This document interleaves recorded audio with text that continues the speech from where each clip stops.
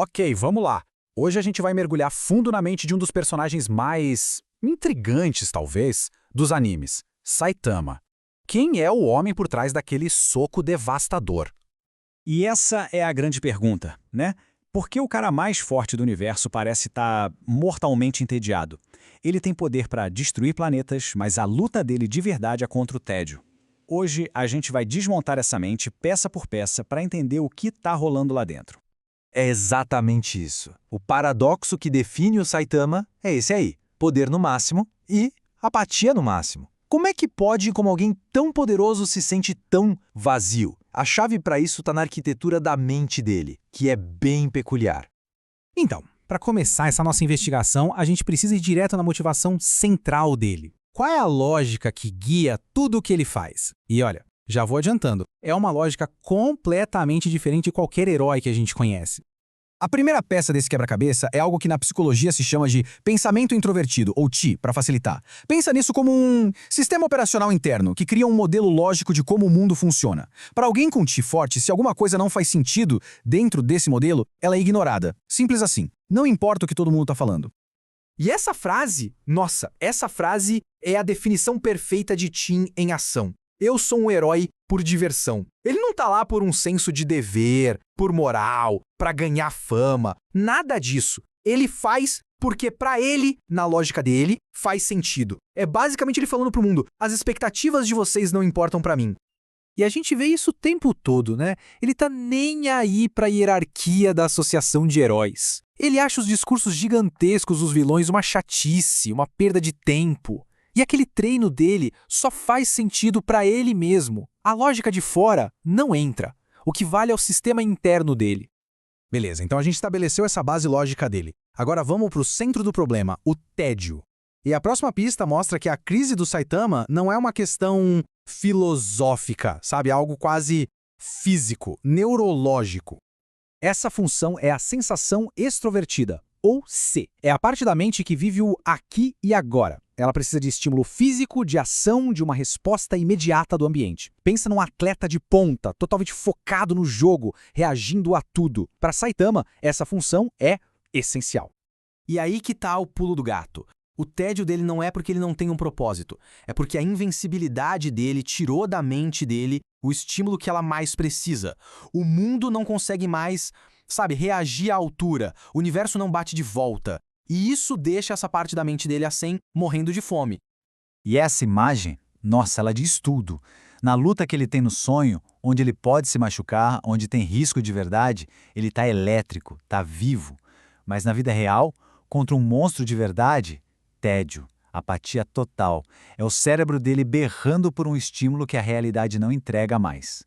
O próprio Saitama confirma isso. Ele fala que não sente mais medo, alegria, raiva. A falta de um desafio de verdade simplesmente matou a capacidade dele de sentir essas coisas. Pensa bem, essas emoções são uma resposta do corpo a um estímulo, certo? Só que o corpo dele não precisa mais responder a nada. Ele é forte demais.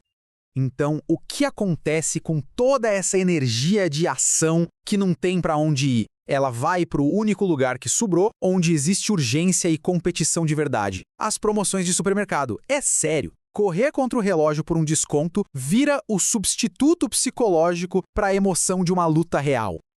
Mas não é só a apatia. A história é mais complexa. Agora a gente vai cavar um pouco mais fundo para partes menos óbvias da personalidade dele, e é aí que a gente encontra uma complexidade que surpreende. O que acontece é que, sem nada de novo vindo do mundo de fora, a mente do Saitama entra numa espécie de armadilha, um loop. Ele fica preso num ciclo, juntando aquela lógica fria dele com uma visão de futuro bem pessimista, de que nada vai mudar. E o ciclo de pensamento dele é basicamente esse. Primeiro, vem a lógica. Sou forte demais. Ponto. Depois, vem a projeção para o futuro. Então, nada nunca vai me desafiar. Sem nada de novo acontecendo no mundo para quebrar essa lógica, a conclusão dele é uma só. Tudo isso não tem sentido. E agora, a gente chega na última peça, a mais escondida e talvez a mais vulnerável dele. É o sentimento extrovertido, ou Fê. É basicamente o desejo de se conectar com as pessoas, de manter a harmonia do grupo. Como essa é a função mais fraca dele, ela parece de um jeito meio desengonçado, mas é a chave para entender o herói de verdade. E a prova disso, o momento que realmente define o Saitama, não é quando ele dá um soco num monstro gigante, é numa conversa com uma multidão de pessoas comuns. A cena é muito clara. Ele vence o monstro, moleza como sempre, e aí ele escuta a multidão diminuindo os outros heróis que quase morreram tentando lutar. Naquele instante, ele saca que a verdade que ele venceu sozinho ia destruir a moral de todo mundo, a fé nos heróis. E aí, ele faz algo incrível. Ele mente. Ele joga a própria reputação no lixo, a reputação que a lógica dele e a força dele provaram que era real, tudo para proteger o sentimento do grupo. Ele escolhe a harmonia coletiva no lugar da verdade individual dele. É um ato de altruísmo gigantesco, escondido debaixo de toda aquela apatia. Então vamos juntar tudo agora. A gente tem a lógica super independente, a necessidade de ação física, aqueles loops de pensamento pessimista e, por fim, esse altruísmo desajeitado e escondido. Com todas essas pistas, a gente consegue montar o perfil completo. O perfil psicológico que se encaixa perfeitamente em tudo isso é o do ISTP. A lógica é o motor principal. A ação é como ele interage com o mundo. A intuição dá aqueles estalos de percepção. E o sentimento de grupo é ao mesmo tempo sua fraqueza e sua maior virtude. E essa tabela aqui só organiza as ideias. Ele é introvertido, focado no mundo dele, sensorial, ligado na realidade física, pensador, baseando tudo na lógica, e perceptivo por ser adaptável e reagir ao momento. Tudo que a gente viu aponta para a mesma direção. No final das contas, o Saitama é como o artesão supremo, um guerreiro tão, mas tão bom que ele tornou a própria arte dele obsoleta. Não tem mais o que fazer. Ele zerou o jogo com tanta folga que o jogo perdeu a graça. E isso nos deixa com uma última reflexão, né? Será que o maior inimigo do Saitama não é um monstro, mas sim a falta de um desafio? Talvez a história de One Punch Man não seja sobre um herói procurando um vilão para derrotar, mas sobre um homem procurando um limite, qualquer limite, só para poder se sentir vivo de novo.